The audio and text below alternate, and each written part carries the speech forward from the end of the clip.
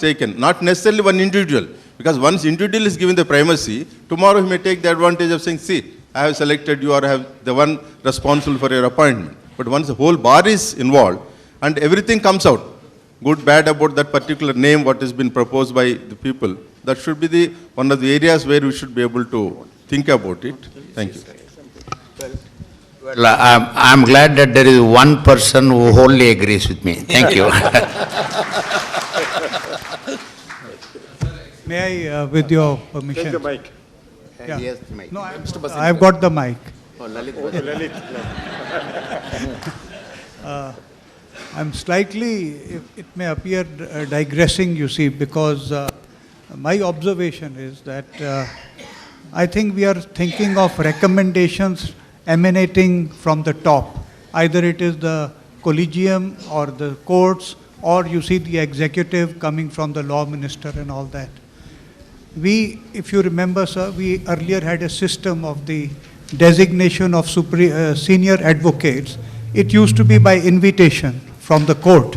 Later on it was applied that you see you have to make an application to that. Why can't this process of appointment of judges be democratized in the sense there should be applications invited, at least for the stage of high court judges.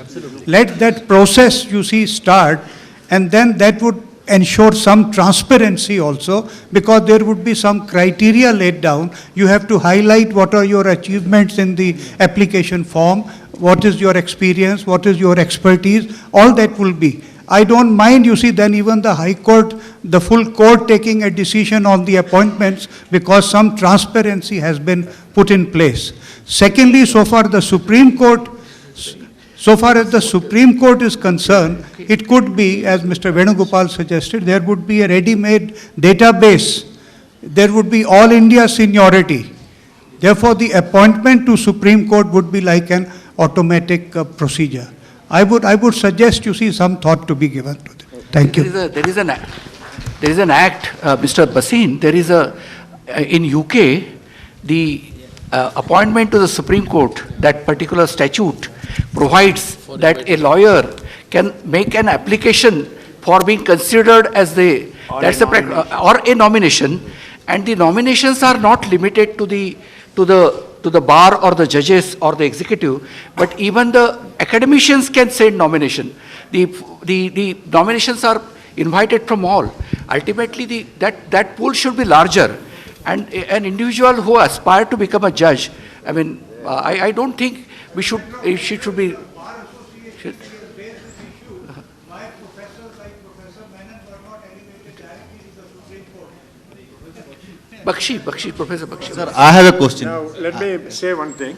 I have a note here saying our time is getting over. Therefore, I'll allow two questions. One, two.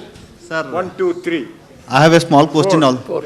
No lady has asked a question, therefore 4. Well, Quickly.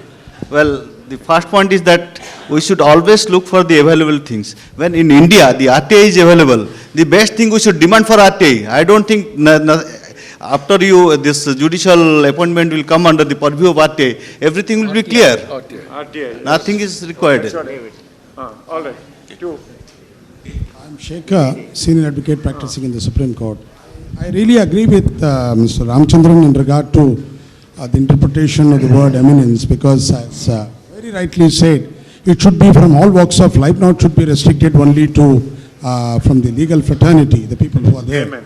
Because that will really, because the stakeholders are not merely the lawyers, even the consumers of justice. So on that I have no problem.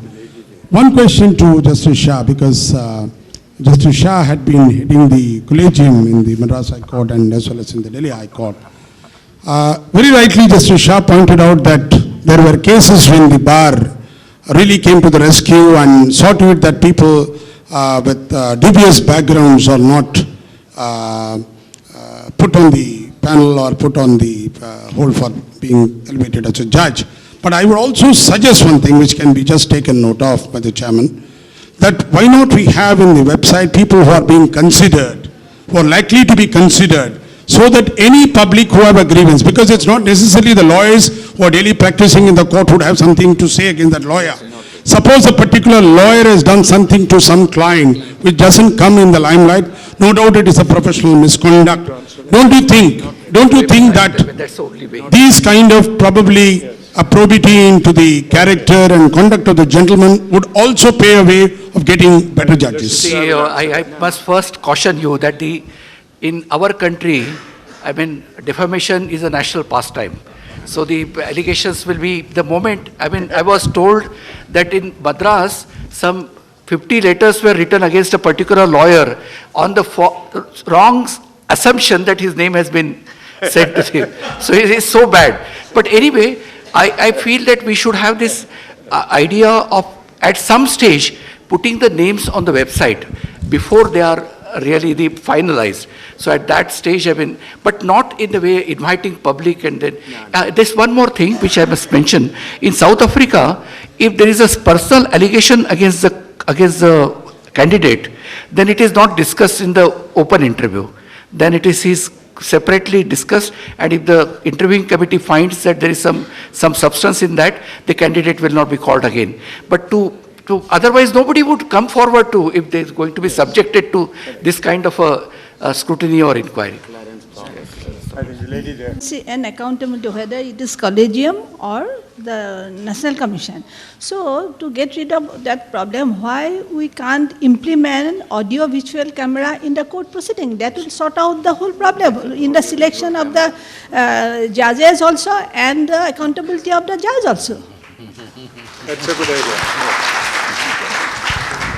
That appears to be a Very good suggestion. What do you say, Raju? Yes, of course. Court that's proceedings it. need to be. All right. No, I think this gentleman Yes, there. absolutely. I give him a mic. Can be done, why not court? He has been asking for the mic for some time. I think just give it to him. No, he is from, In the aims and object of the bill, there are no words.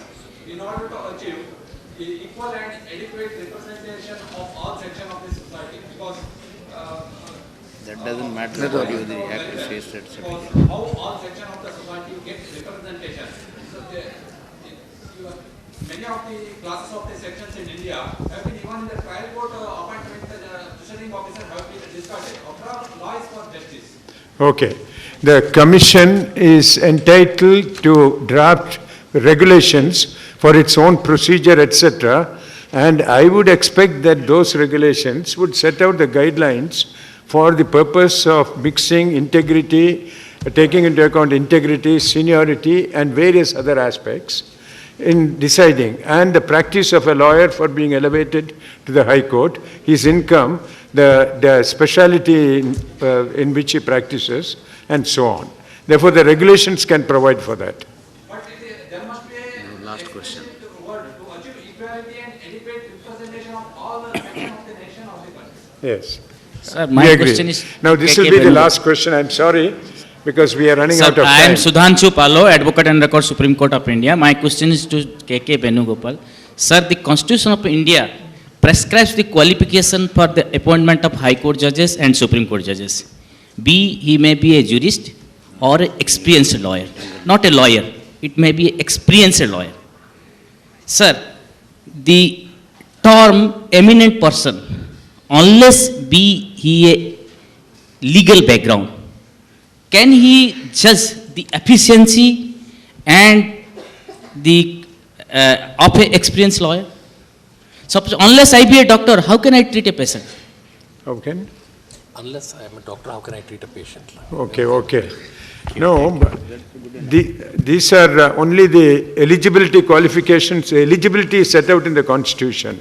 But whether a person has to be selected or not depends upon the commission. Therefore, they would ask for a questionnaire has to be sent, perhaps. And that questionnaire would require all these factors which are relevant to be filled up. And therefore, in those circumstances, perhaps that would be the method. Now, there are too many. All right. Apart from the methodology of the appointment of the judges, the judges which are appointed, the practicing lawyer who are in the same. Oh, he's going to about the relations. Practicing in the Delhi High Court should be appointed in some other High Court. Yes. Judges. Because Yes, I know. No, actually, they are taking a questionnaire, they are taking a declaration today when he is appointed to the High Court, saying that he will be prepared to be transferred to any other High Court. Or his appointment itself will be to some other High Court. It's a declaration that every appointee is required to give now. Last question. Sir. And definitely the last question. He is from Gulbarga. All right, the last lady, now you quickly. I am Mr. S.S. Kummanna, advocate from Karnataka, former Vice Chairman of the Bar Council.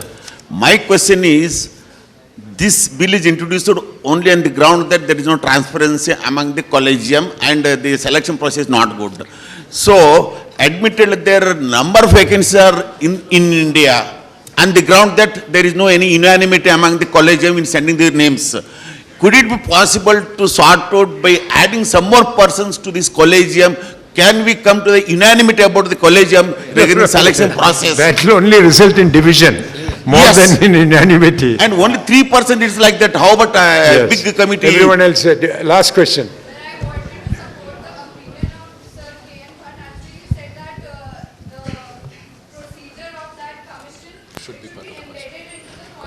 Okay, that's a good idea. Thank you. Okay. Thank you. Okay, Kane Butt is grateful. Sir, I got a second. sir, Okay. but I want to ask, sir.